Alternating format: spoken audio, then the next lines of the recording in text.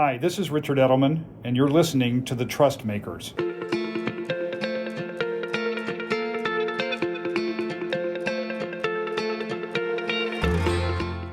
Hi, I'm Justin Blake, Executive Director of the Edelman Trust Institute. As we prepare for Season 3 of the TrustMakers, we wanted to share some of our favorite moments from Season 2. Take a listen to this collection of interviews with leaders from across industries and institutions to learn how they repaired, built, and maintained trust in their organizations.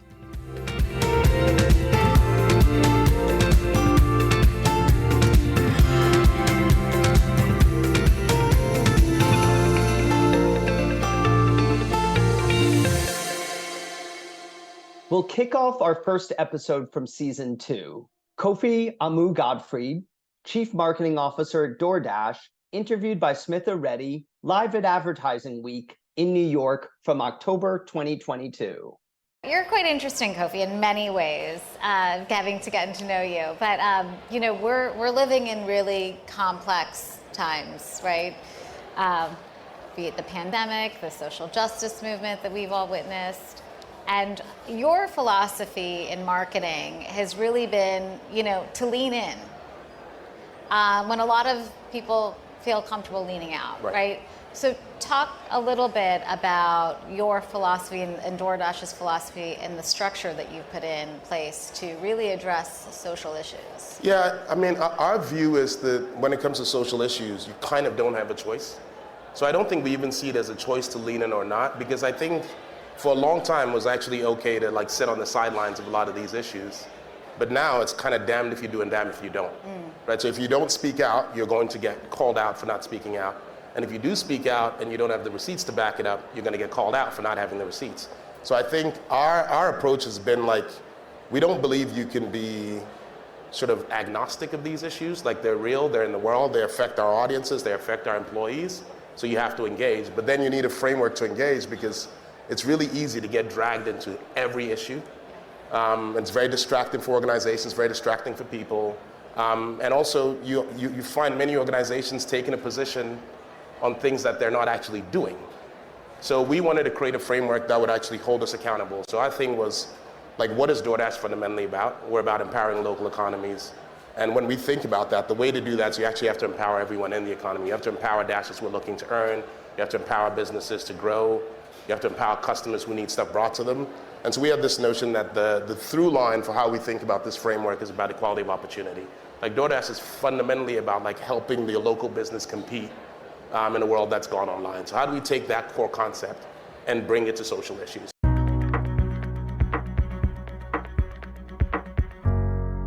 Manu Meel, CEO of BridgeUSA, interviewed by Amanda Edelman in December 2022. I absolutely love this. So basically you're creating sort of groups of people and sort of safe spaces for people to really get into it and really talk about things and issues that are taboo, that are uncomfortable. Can you give maybe a couple of examples of sessions that you've created or facilitated that have gone really well, or maybe some that have gone less well, and just things that you've learned from it? So there's one thing I'm going to push back on just a little bit, which is the word safe spaces. For us, because that phrase has become so politicized, almost everything has, whether it's free speech or safe spaces or change or progress. The first thing we do is we just don't use those words. And part of the reason is the work that you all have done through Edelman, the trust barometer that you all have released that shows how mistrusting people are, especially at this moment. I think people are looking for reasons to say no. And our job is to be as open as possible to get the maximum amount of people into the room. So that's the first thing I would say. In terms of discussions and dialogues, let me just get really tactical for a second. So BridgeUSA currently has 50 college chapters, 20 high school chapters. The goal of a college chapter or a high school chapter is creating a space within campus. We call them civic spaces. Basically, just like in cities, how we have green spaces, this is an environment for you to be able to constructively engage and talk about issues that are very difficult, or talk about issues like whether or not a hot dog is a sandwich. We don't need to build trust over the most divisive issues. We can build trust on a lot of different things. The most important thing that our students are doing is they're helping people see the possibility of conversation with people that are different than ourselves. Because I think we live in this moment right now where a dialogue with someone that's different than you just sounds like a life-sucking experience. Like no one is like getting out of bed being like, I want to have an ideological brawl today, right? And so when the biggest criticism we often face is like, do people actually change their minds? And I think that's the wrong question. I think the most important thing is that we've, again, forgotten the ability to communicate, which is so important to us as people.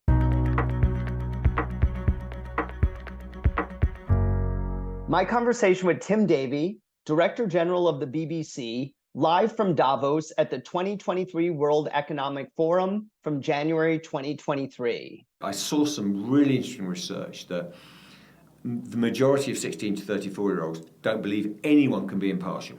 They just don't. They believe everyone is kind of spinning. So we're now having to be much more overt and say, look, our objective is really to get to the facts. And let me explain a process. It's not just me doing my best intent. We have strong editorial guidelines. This is our verification systems. This isn't an accident that we are delivering fact-based journalism. Yeah. It's a process. And I think this is very much about being transparent about your own editorial guidelines and making sure that people are aware of your guidelines. Well, our latest trail that basically is talking about BBC News and what it does actually flips up the editorial guidelines and said, here they are, have a look at them. This is what we do. In Ukraine, where we need to witness something, but then we need to verify it. I think this has broader implications in the media. For your listening in any business, and I think this can be uncomfortable territory for businesses that present a front over many decades. I think you have to think, okay, what would happen if we were radically transparent? If people could unpick our processes, they could visit our factory. My factory is the editorial floor, yeah? Or the program makers in natural history. I'll give you an example. We now, when we make a natural history program featuring, say, a lion, a pride of lions, or in the Antarctic, there was a kind of debate about how those shots were made. Did they do some in the zoo? And so the natural history programming went through a bit of a seminal moment a few years ago. And what it said, no, we're going to show exactly what happened. So now you get a 50-minute program if it's an hour. You get 10 minutes on the making of.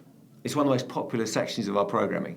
And it literally just shows you how the program was made, if we needed to do something in more kind of manufactured conditions, which you don't often, but you may say, look, this plant, we showed it, we grew it in here. We show the whole process all the way through. Very popular, and trust is built. It sounds like a great way to fight misinformation.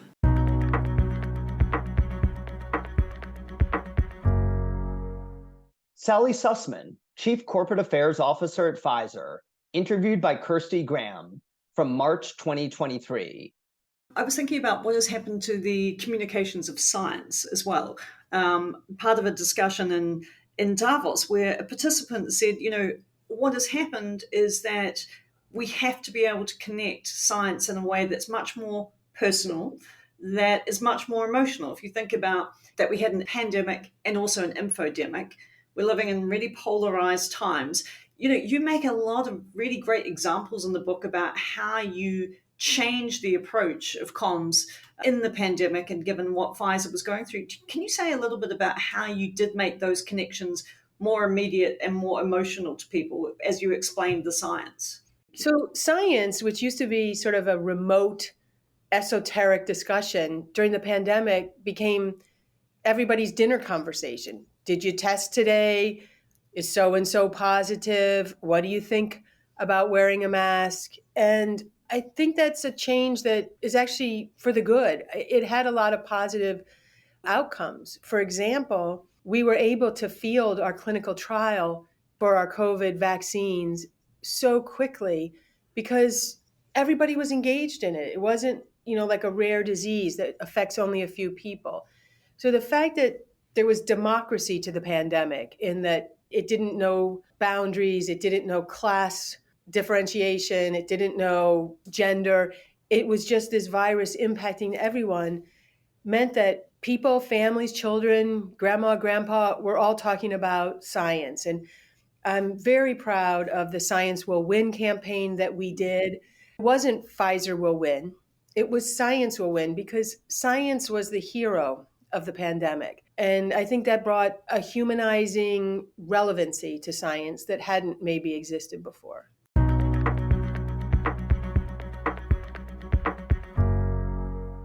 C.D. Glin, president of the PepsiCo Foundation and global head of philanthropy at PepsiCo, interviewed by Alex Heath, live from South by Southwest, March 2023. We just released our Edelman Trust Barometer, our 2023 Trust Barometer, and we found that economic optimism in 24 of the 28 countries that we surveyed are at all-time lows.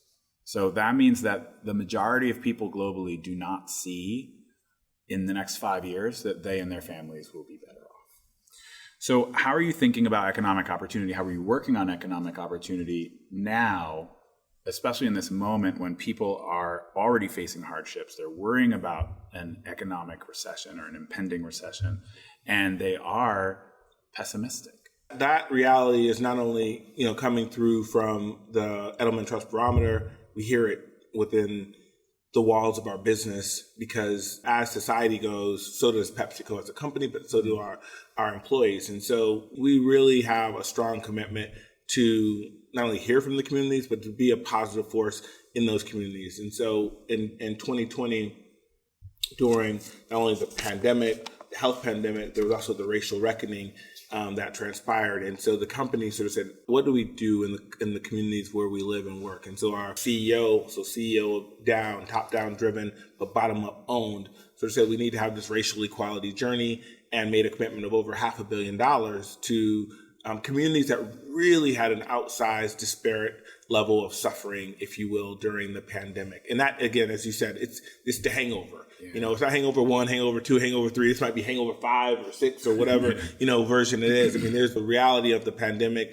hangover that we needed to address. And so the company, in all of its largesse, said we need to really focus in on communities. And so one thing that we've been really clear on is that we need to be really a key contributor to positivity in the communities and to be a real contributor to really bringing about change. And so we have a number of programs that are designed to really create more equity, to really create a catalytic effect in terms of positivity, and to really change people's lives and livelihoods directly. And so through programs such as a community college program that we have for Black and Hispanic students, through a program of Black and Hispanic Business Accelerator, a restaurant accelerator, food service businesses, restaurants that we're supporting in communities all over the U.S., and through a Black nonprofit leaders program. These are programs that are directly impacting the community, but they're providing funds, they're providing mentorship, they're providing management, they're providing connections, all the things that are needed, not only to help people today. So the financial support is great,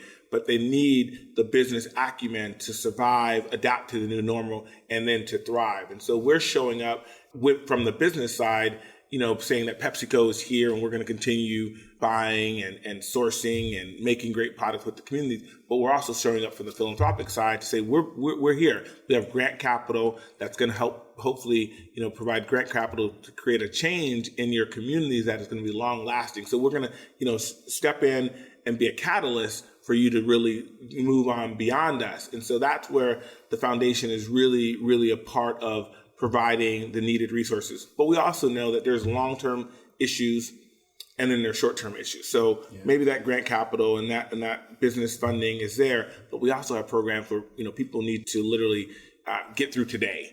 And so using our capabilities of the company to provide access to nutritious foods. So you talked about the realities of inflation and the recession, but one thing that we saw happen during COVID is that school closures. So we don't think about school, we think about schools as educational institutions, but schools are also a place where some children, it's the only place where they're getting a meal. They're getting breakfast, they're getting lunch, and maybe, depending on the schools, there may be something after school. We don't know if they're getting dinner or not. There's hidden hunger all over the U.S. More than 25 million kids, 1 in 8 children in the U.S. being food insecure, 1 in 5 Black and brown kids in the U.S. food insecure. And so through our program, one program in the U.S. called Food for Good, we're able to source, using our capabilities at PepsiCo, source nutritious foods, pack it, and deliver it to schools in times when the government or the school district isn't providing. So schools providing breakfast, but maybe not lunch. Schools providing breakfast and lunch, but no after school.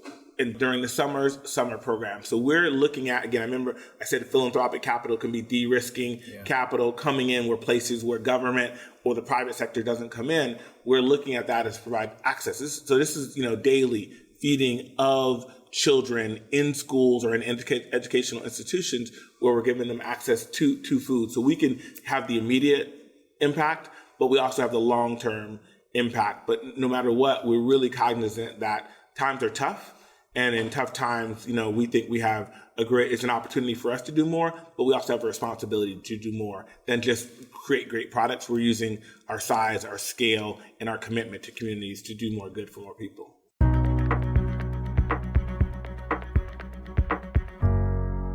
Ben Breit, Global Director of Trust Communications at Airbnb, interviewed by Jackie Cooper, April 2023. We're known for our trust barometer. This year, business came out as the only institution among business, government, media, and NGOs that is seen as both competent and ethical. A 19-point jump in ethics since 2020, which is quite extraordinary. Do you feel that your consumers are asking this of you in terms of, having this emphasis? And what have you done recently beyond the things that you've touched on to be ethical? Is this sort of ethical thought something that drives some of these decisions? And how do you communicate that with all of the consumers that you have globally? Over in Ukraine, we started to see a really fascinating trend.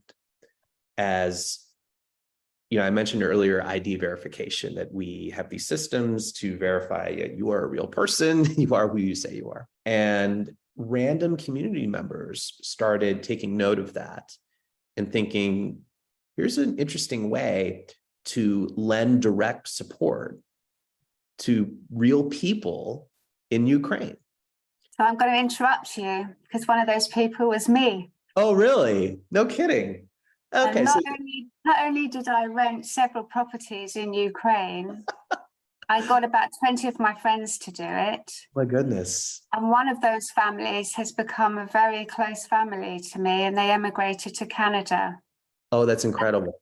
And the money that she got and her friends got from us renting went to the maternity hospital to get doctors some help where babies were dying. Oh my goodness. Yeah, it's obviously not something we planned for. I think it was just a regular person, could have been you, who just had this idea and tweeted about it. And it became this incredible grassroots movement as it started to spread. And it really took on a life of its own. And it led to millions of dollars being sent directly to just regular Airbnb hosts throughout the country. We ended up waiving all of our fees. That was the decision we made to help kind of facilitate that further. And look, this is not what the platform was developed for, is developed to facilitate real world experiences. But this was just something that took on a life of its own. It takes pausing and reflecting. Again, do we want to just let this happen in the background, or do we want to help, actually amplify it and facilitate it? And we chose the latter, and I'm glad we did. I think we saw a lot of examples of lives being changed.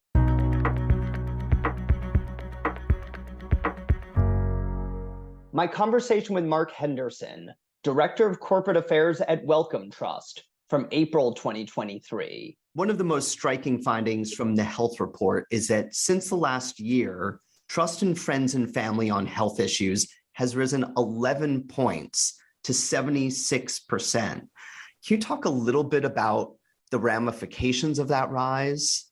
I mean, you're right. It's astonishing. And especially when you see that in some segments of the analysis, the level of trust in friends and family is comparable to the level of trust in medical professionals. I mean, it is a really astonishing finding. I think that some of what may lie behind it is also there in your data, because one of the other findings I found really striking was the series of questions that asked people what would make them trust more and what would make them trust health information.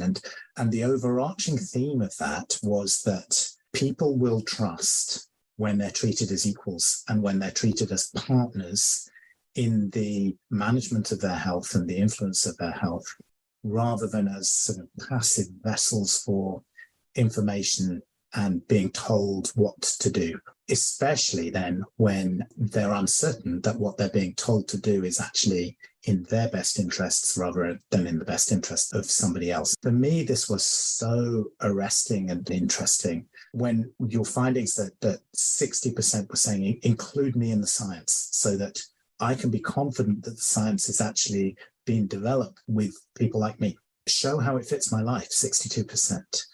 Give me a voice, 67%. These are the ways that one builds trust. And overall, I'm sure that's what's happening with this friends and family thing, because friends and family listen, they discuss, they are generally people who show you unequivocal love and support. They're people who you know have your best interests at heart. And I think that makes them more trustworthy in a certain way. Medical professionals, others can reach that level of trust. And indeed, I think with the higher trust group in your study, very successful in achieving that. But I think it was so interesting seeing again that when you looked at that lower trust, what was going to build trust? Let me ask questions. There's so much emerging evidence, I think, not just in healthcare, that this is really the new secret source of influencing people, is to win their trust by building rapport and by making it clear that you're not judging them. I think that many people feel when they're being given health advice that they are being judged, and that makes them less likely to accept and trust the advice. When they're discussing their health with friends and family, they don't feel they're being judged.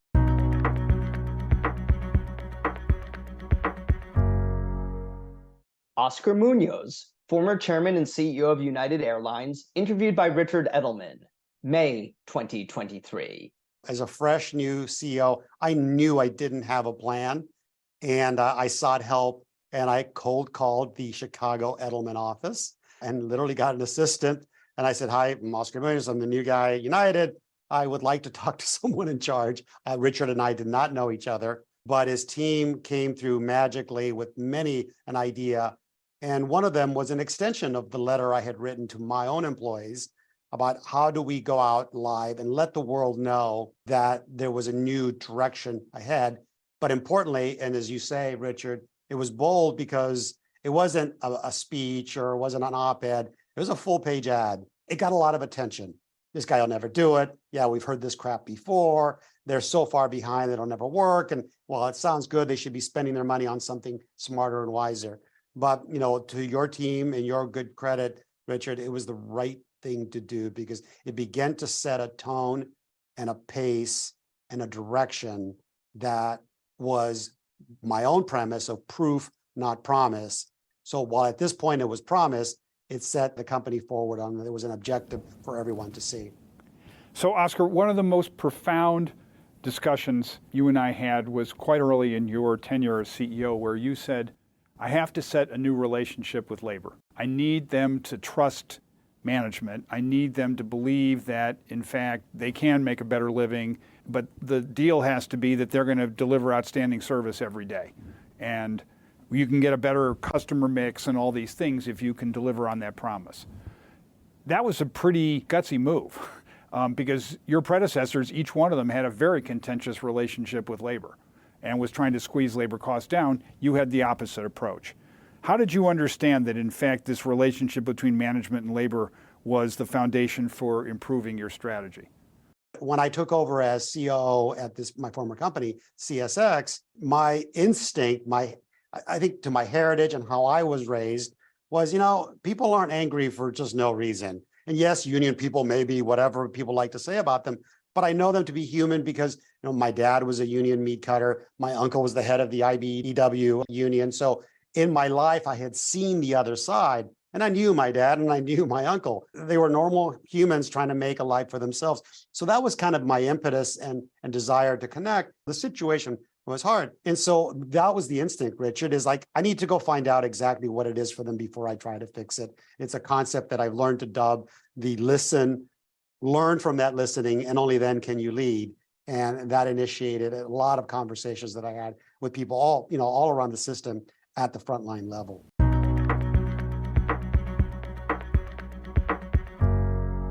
Katie Welch, Chief Marketing Officer at Rare Beauty, interviewed by Amanda Edelman, May 2023. I've always paid attention to generations who are driving culture. That happens to be Gen Z. So I think understanding them through that lens, I guess, and staying close to them as much as I can. And then in getting to know Selena, that is who she is. She lives her life by her values. She is this super authentic, real, disarmingly so kind. So it's sort of like, as you get to know her, and then when you build a brand, you want to do things through the lens of the founder and getting to know the founder and saying, okay, this is her voice and that's who she is. So that's how the brand was built, through her. I just want to continue on this theme of living your values because it's so true. And for Gen Z, I'll just say two stats that we often highlight. One is that they're so aware of how you treat your employers and your community, and that actually really affects their purchase decisions. 8 in 10 say how you treat your employees is important when considering purchase decisions. 7 in 10 say how you treat your community around you is important on purchase decisions. And the second stat that I'll give is that they have this forensic ability to get to the truth. 70% of them will always fact check what you say and unfollow you on social platforms if they find out that what you say is untrue. So I think what you've done is just be so genius about understanding this generation, how much they care about the brands they buy, taking care of the communities and employees around them, as well as aligning values and words. And I would just love to understand, how you do that. The whole company, we all just pay attention. We're all on TikTok. We're all on Instagram. We're all using, at least the marketing team is all using the same sort of social channels. So it's like this constant stream of insight. To your earlier question about sort of how did you know about Gen Z, when we were building this brand, I didn't know a lot of Gen Z. I don't have teenage kids. I do have a TikTok account. And I used that as an opportunity. I've built my own community, but then I've gotten to know people beyond those with I work. And I've sort of got to hear from them and learn and gleaned a lot from the questions that they ask me. And that, I think, helps inform a lot of my understanding, my personal understanding of the generation. Certainly doesn't have all the answers, but I also can ask them questions.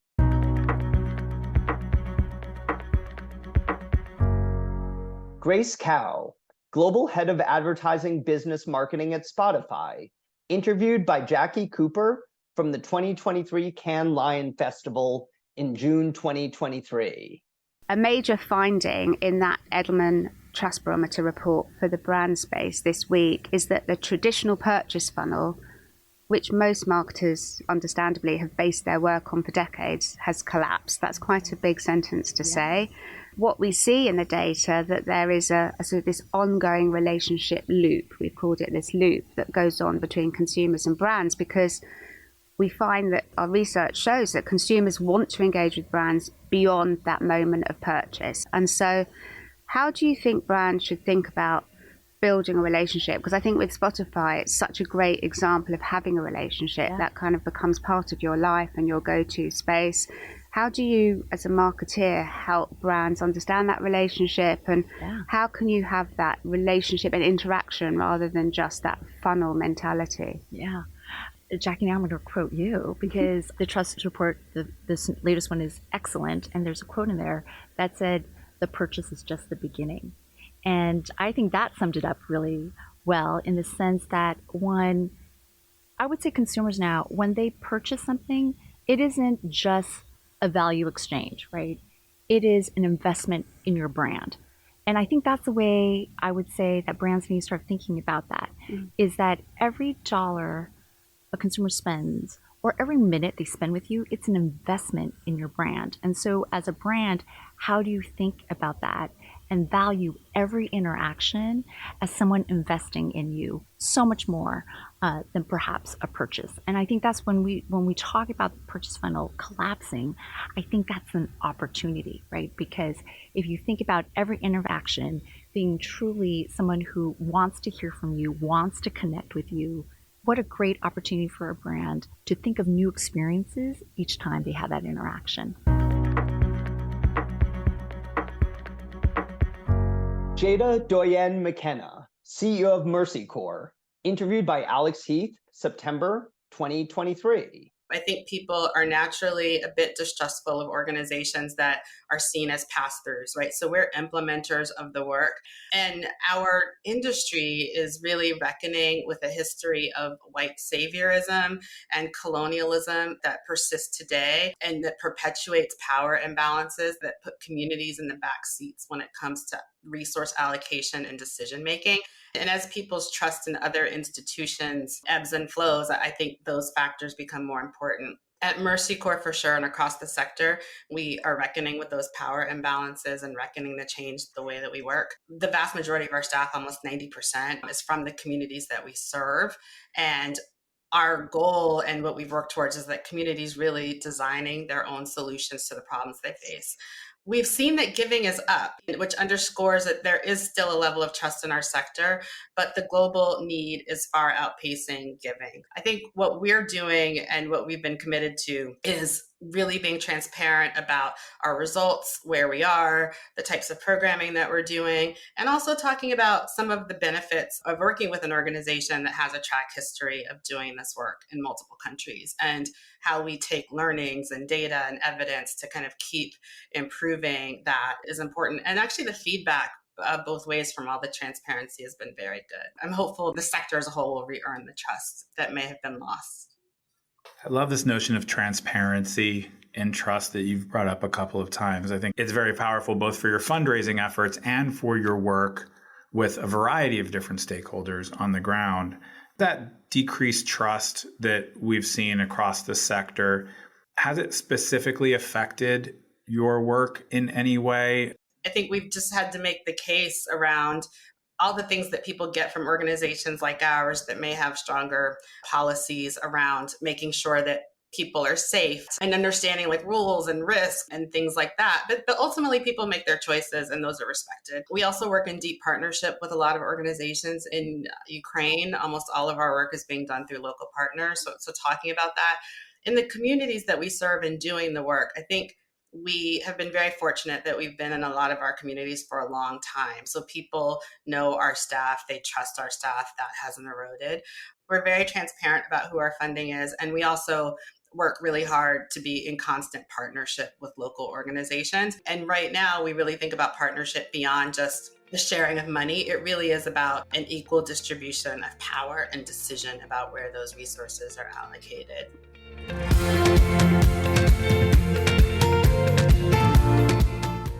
To our listeners, we're excited to bring you season 3 starting in early November. And as always, thank you for listening to the TrustMakers.